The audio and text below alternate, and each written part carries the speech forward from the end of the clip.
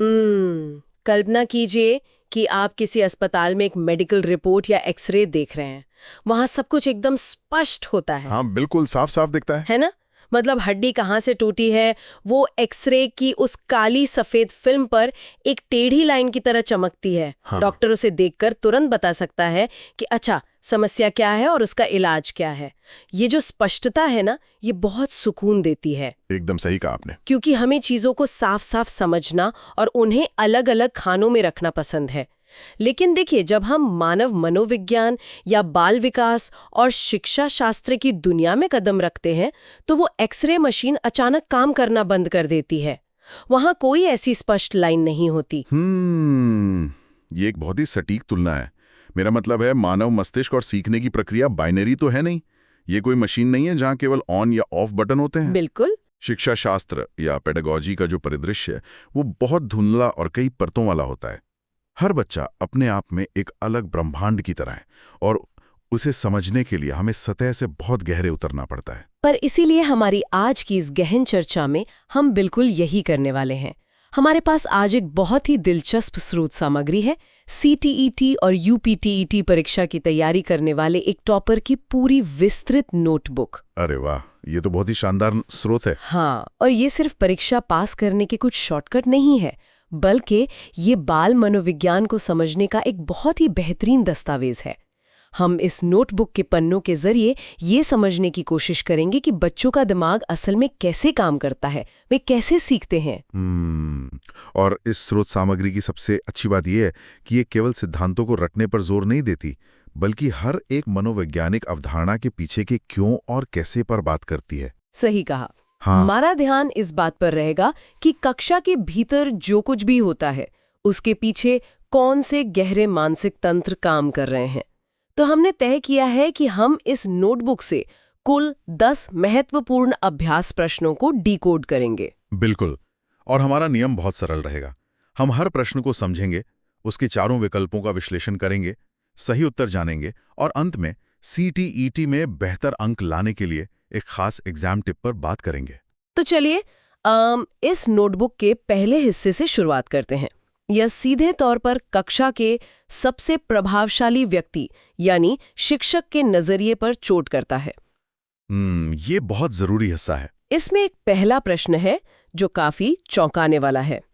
प्रश्न में एक अभिकथन A दिया गया है जो कहता है कि खराब लेखन क्षमता वाले छात्रों को अक्सर शिक्षक बौद्धिक रूप से अक्षम मान लेते हैं, और इसका कारण R दिया गया है कि शिक्षकों के अंतर्निहित पूर्वाग्रह छात्रों के विकास को प्रभावित करते हैं। अच्छा, ये तो सीधे तौर पर शिक्षक की मानसिकता से जुड़ा है ना? अब अगर तार्किक रूप से सोचें तो ये बात बिल्कुल बेतुकी लगती है। मतलब किसी बच्चे की उंगलियों के मोटर स्किल्स या उसकी हैंडराइटिंग का उसके IQ या बुद्धिमत्ता से क्या लेना देना है? बिल्कुल कोई संबंध नहीं है। क्या ये सिर्फ शिक्षकों का आलस है कि वे ऐसी धारणा बना लेते हैं? ये तो वैसा ही हुआ कि आप किसी किताब के कवर को देखकर उसकी कहानी को जज कर रहे हो। देखिए, इसे सिर्फ आलस कहना मनोवैज्ञानिक रूप से पूरी तरह सही नहीं होगा। दरअसल ये मानव मस्तिष्क का एक बहुत ही गहरा संज्ञानात्मक पूर्वाग्रह है, जिसे मनोविज्ञान में हेलो इफेक्ट या हॉर्न इफेक्ट कहा जाता है। अच्छा, हेलो इफेक्ट। हाँ, हमारा दिमाग हमेशा शॉर्टकट खोजता है। जब एक शिक्षक किसी बच्चे की खराब या अस्पष्ट लिखावट देखता है तो उसका अवचेतन मन तुरंत एक छद्म निष्कर्ष निकाल लेता है कि अव्यवस्थित लिखावट का मतलब है अव्यवस्थित सोच। यह एक अंतर्निहित पूर्वाग्रह है। तो शिक्षक जानबूझकर बुरा नहीं कर रहा है, बल्कि उसका दिमाग उसे धोखा दे रहा है। एकदम सही। और इसीलिए इस प्रश्न का सही उत्तर विकल्प 3 है। A और R दोनों सही हैं तथा R A की सही व्याख्या करता है। लेकिन इस नोटबुक में लिखा है कि शिक्षक की ये धारणा वास्तव में छात्र के विकास को गंभीर रूप से बाधित कर सकती है। बिल्कुल करती है। यहीं पर मनोविज्ञान का एक और दिलचस्प सिद्धांत काम करता है, सेल्फ फुलफिलिंग प्रोफेसी। वो क्या होता है? जब शिक्षक किसी बच्चे को अवचेतन रूप से कमजोर मान लेता है तो उसके व्यवहार में सूक्ष्म बदलाव आने लगते हैं। वो उस बच्चे से कक्षा में कम सवाल पूछेगा, उसे जवाब देने के लिए कम समय देगा। ओहो। और बच्चा इस गैर मौखिक संचार को पकड़ लेता है। वो सोचने लगता है कि शायद मैं सचमुच कमजोर हूं, और फिर उसका प्रदर्शन उसी स्तर पर गिर जाता है। ये तो बहुत ही खतरनाक चक्र है।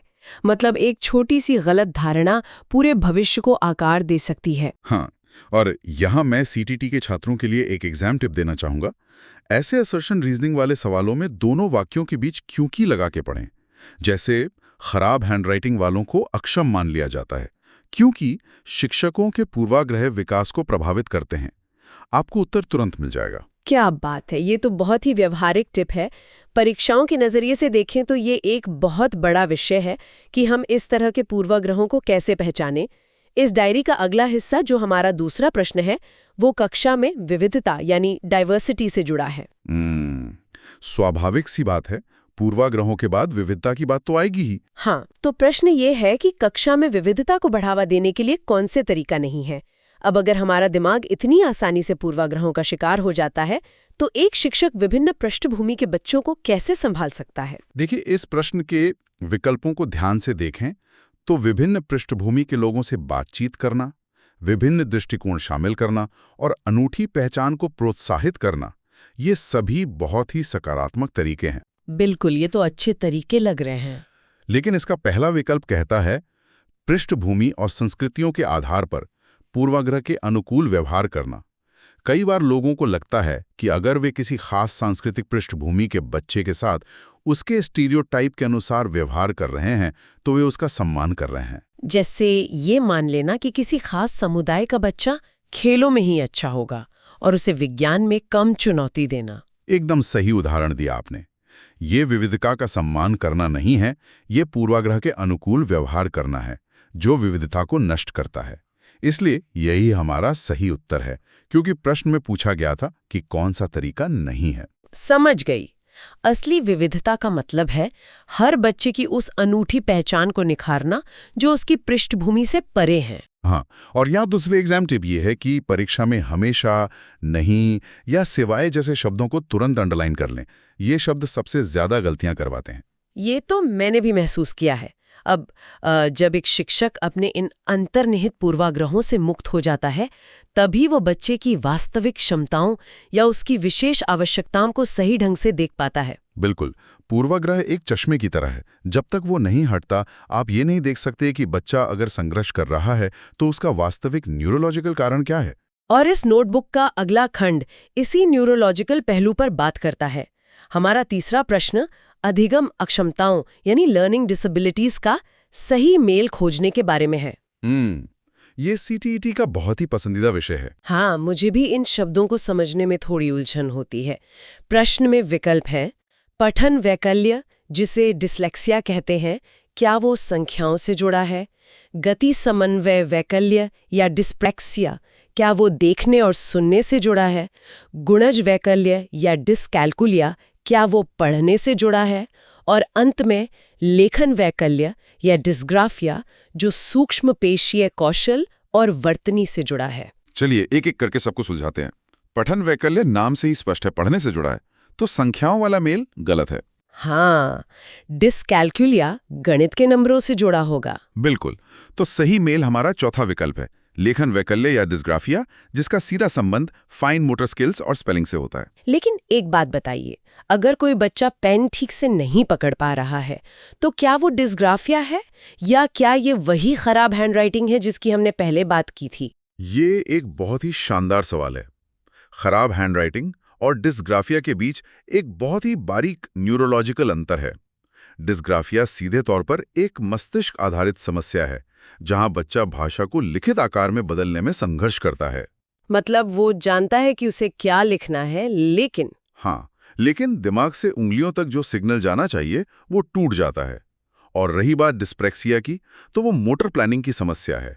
उसमें पूरे शरीर के समन्वय की दिक्कत होती है, जैसे संतुलन बनाना। तो ये सिर्फ लापरवाही नहीं है, ये एक भौतिक बाधा है। एकदम। और छात्रों के लिए एग्जाम टिप ये है कि इन अक्षमताओं के अंग्रेजी नाम जरूर याद रखें, जैसे डिस्लेक्सिया, डिस्कैल्कुलिया, क्योंकि कभी-कभी हिंदी अनुवाद कंफ्यूज कर सकते हैं। बहुत सही सलाह है।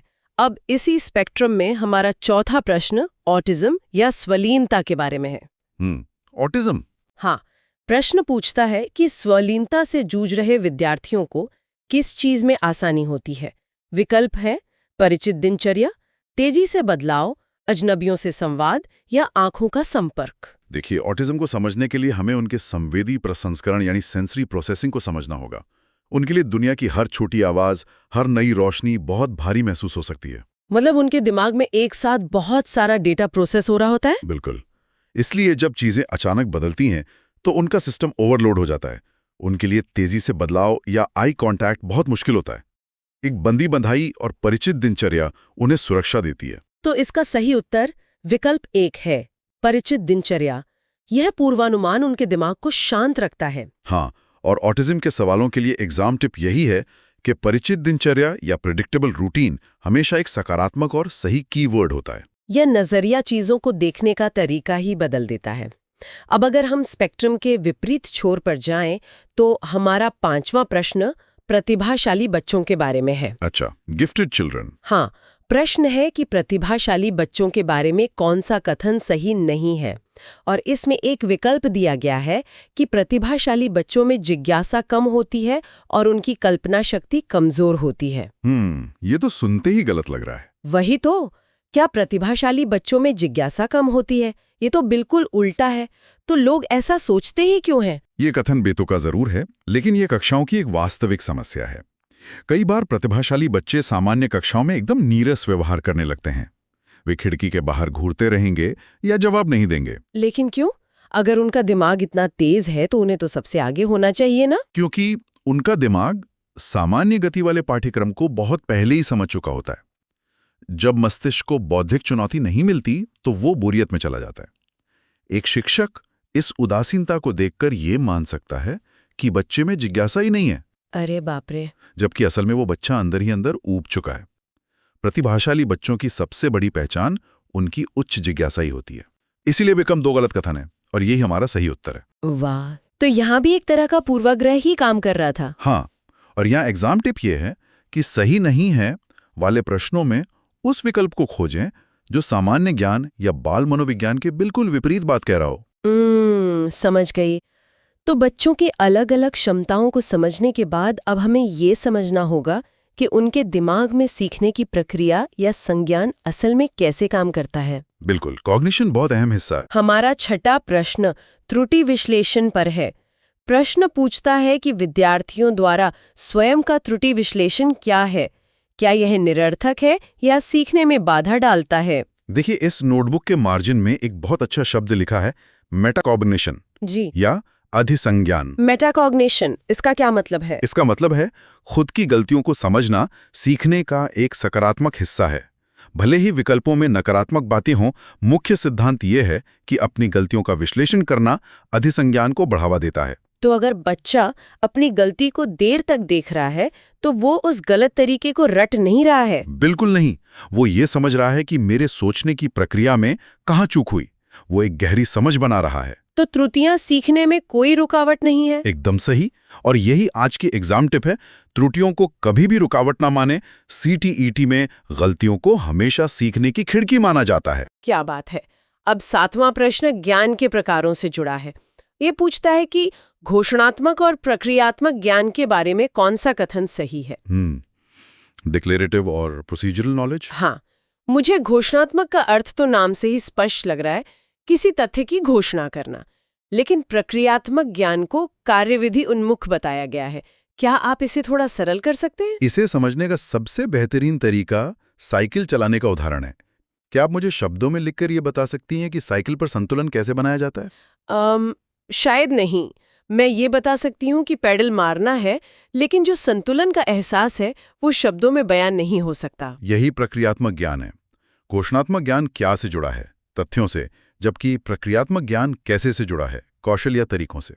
इसलिए विकल्प 1 सही है कि प्रक्रियात्मक ज्ञान आमतौर पर कार्यविधि उन्मुख होता है। मतलब ये हमारे मसल मेमोरी का हिस्सा बन जाता है। बिल्कुल, और एग्जाम टिप यही है कि प्रक्रिया शब्द में ही तरीका छुपा है।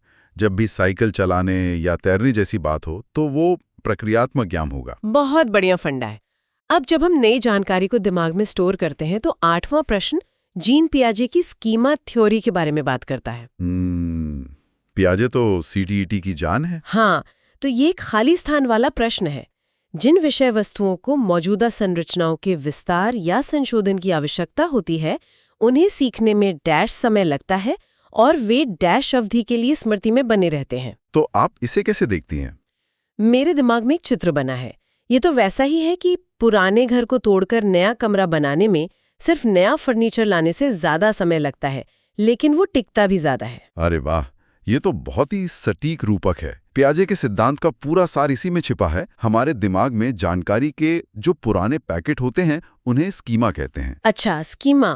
जब आप बिना संघर्ष के नई जानकारी को जोड़ लेते हैं तो उसे एसिमिलेशन कहते हैं। लेकिन जब नई जानकारी पुराने ज्ञान से टकराती है तो पुराने स्कीमा को बदलना पड़ता है, जिसे अकोमोडेशन या संशोधन कहते हैं। बिल्कुल। इसमें बच्चे को मानसिक संघर्ष करना पड़ता है, इसलिए समय लंबा लगता है और ये लंबी अवधि तक याद रहता है। सही विकल्प 3 है, लंबा और लंबी। तो जो फ्रस्ट्रेशन होती है वो असल में दीवारें टूटने की आवाज है। हाँ, और एग्जाम टिप यह है कि स्कीमा में संशोधन हमेशा रटने से ज्यादा समय लेता है, लेकिन ज्ञान को स्थायी बनाता है। जो हमें इस चर्चा के अंतिम और सबसे सशक्त पड़ाव पर ले आता है, छात्र का सशक्तिकरण और सक्रिय अधिगम। हमारा 9वां प्रश्न आत्म-मूल्यांकन पर है। Self assessment. हाँ, अभिकथन ए कहता है कि शिक्षकों को बच्चों को यह पूछने के लिए प्रोत्साहित करना चाहिए कि मेरा सीखने का लक्ष्य क्या है, और कारण आर कहता है कि आत्म-मूल्यांकन छात्रों को खुद की प्रगति में मदद करता है। देखिए, ये दोनों बातें बिल्कुल सही हैं और आपस में जुड़ी हैं। सही विकल्प 3 है, ए और आर दोनों सही हैं और आर सही व्याख्या है। लेकिन क्या हम एक छोटे बच्चे पर अपने लक्ष्य खुद तय करने का बोझ नहीं डाल रहे हैं? ये बोझ नहीं है, ये सत्ता का हस्तांतरण है। जब बच्चा खुद का मूल्यांकन करता है तो वो अपनी पढ़ाई के प्रति जवाबदेह बनता है। वो सिर्फ सजा के डर से नहीं पढ़ता। मतलब वो अब खुद पर निर्भर हो रहा है। बिल्कुल। और एग्जाम टिप ये है कि सीटीईटी में आत्म मूल्यांकन और लक्ष्य निर्धारण हमेशा बाल केंद्रित शिक्षा के सबसे मजबूत और सकारात्मक विकल्प होते हैं। और यही दर्शन खोज आधारित उपागम का आधार है, जो हमारा 10वां और आखिरी प्रश्न है। Discovery learning. हाँ, प्रश्न पूछता है कि अधिगम के निर्देशित खोज आधारित उपागम में क्या होता है। इस उपागम में छात्र निष्क्रिय श्रोता नहीं बल्कि सक्रिय निर्माता होते हैं। इसलिए विकल्प 1 सही है। शिक्षार्थियों को स्वयं के लिए ज्ञान की रचना करने के अवसर प्रदान किए जाते हैं। तो शिक्षक क्या करता है?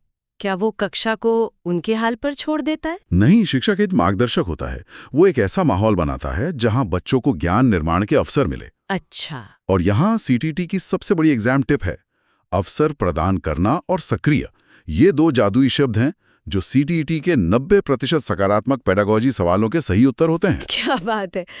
तो हमने इस टॉपर की नोटबुक के जरिए 10 सवालों के माध्यम से बाल मनोविज्ञान का एक पूरा चक्र पूरा कर लिया। पूर्वाग्रहों से बचने से लेकर डिसेबिलिटी और ऑटिज्म को समझने, मेटाकॉग्निशन, स्कीमा थ्योरी और अंत में बच्चे को सक्रिय निर्माता बनाने तक का सफर। एकदम सही। और हमने ये भी देखा कि कैसे गलतियां वास्तव में सीखने की खिड़कियां हैं। इस नोटबुक के बिल्कुल अंतिम पन्ने पर एक बहुत ही प्यारी लाइन लिखी है, अभ्यास समाप्त, निरंतर सीखते रहें, ऑल द बेस्ट, 100%। ये एक लाइन अपने आप में पूरी शिक्षा प्रणाली का सार है। बिल्कुल सही।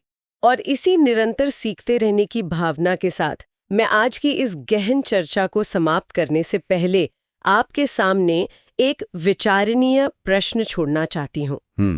बताइए।